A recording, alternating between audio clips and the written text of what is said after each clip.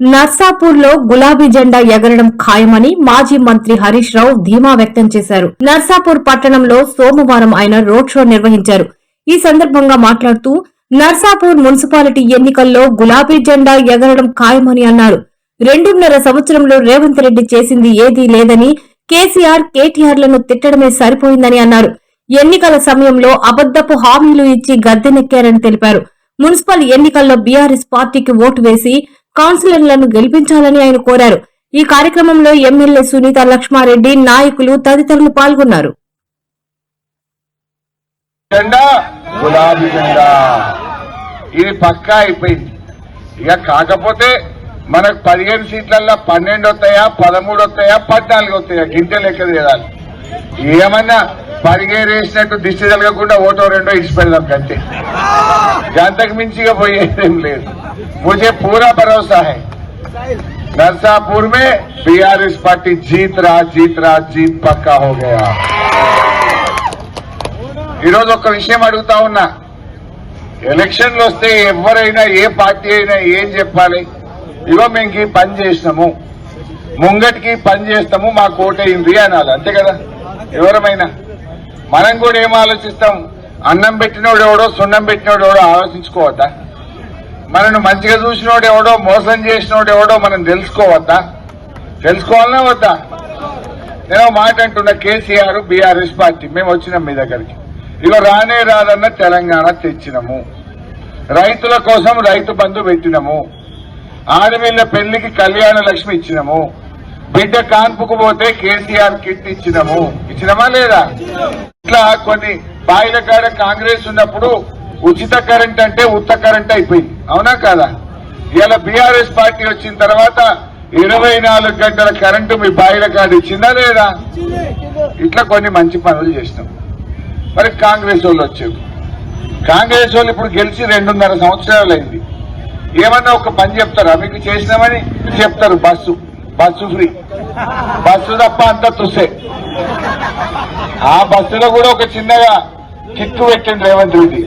భార్యకు ఫ్రీ, భర్తకు double ticket, ఆడవాళ్ళకు ఫ్రీ, మొగోళ్లకు డబుల్ టికెట్. మొన్నటికంటే డబుల్ అయిందా లేదా టికెట్? మరి అదేం బస్సు ఫ్రీ నాకు అర్థం కాదు. బస్సు ఆనాడు కేసీఆర్ గారు 200 పెన్షన్ 2000 చేస్తా అంటే గెలిచిన నెల లోపల 2000 చేసిందా లేదా? మరి రేవంత్ రెడ్డి ఏమన్నాడు? చెల్లె మేం గెలవంగానే 2000 పెన్షన్ 4000 చేస్తా అన్నాడు. అయిందా? నర్సాపూర్లో ఎవరికన్నా కొత్త పింఛన్ ఒక్కటన్నా వచ్చిందా? 4000 పడుతున్నాయా? 4000 దేవుడెరుగు. ఇచ్చే 2000 2 నెలలు కత్తలు పెట్టిండు. పోయిన ఏడాది 1 నెల దగ్గర కొట్టిండు, ఈ ఏడాది 1 నెల దగ్గర కొట్టిండు, అవునా కాదా? మరి 4000 ఇస్తారని నా అవ్వాతాతల్ని మోసం చేయలేదా? మీరు గెలవాలి. మనం గెలిస్తేనే రేవంత్ రెడ్డికి బుద్ధి వస్తుంది. ఏం చేసిండు రేవంత్ రెడ్డి? 4000 పింఛన్ అన్నాడు, మోసం చేసిండు. అక్క చెల్లెలకు 2500 ఇస్తా అన్నాడు. మహాలక్ష్మి వచ్చినాయా? మీకు తులం బంగారం ఇస్తా అన్నాడు, వచ్చిందా? రాలే. ఆడపిల్లలకు స్కూటీలు అన్నాడు, వచ్చినాయా?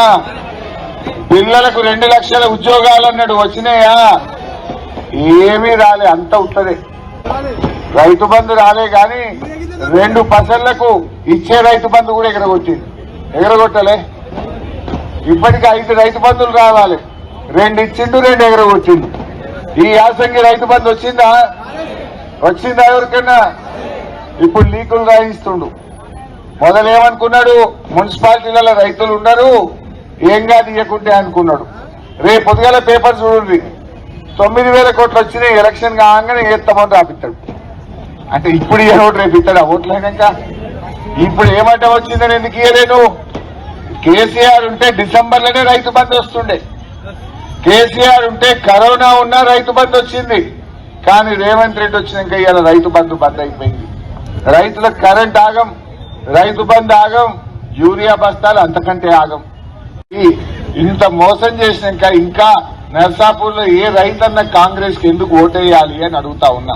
4000 పింఛనని మోసం చేసినా, పిల్లలకు ఉద్యోగాలు ఇవ్వలేదు, తులం బంగారం ఇవ్వలేదు, కేసీఆర్ కిట్టు బంధు పెట్టినా, బతుకమ్మ చీరలు ఎగ్గొట్టినా, గొర్రెల పంపిణీ పథకం బంధు పెట్టినా, ఎస్సీలకు దళిత బంధు బంద్ అయిపోయింది, ముదిరాజులకు చేప పిల్లల పంపిణీ పథకం బంద్ అయిపోయింది.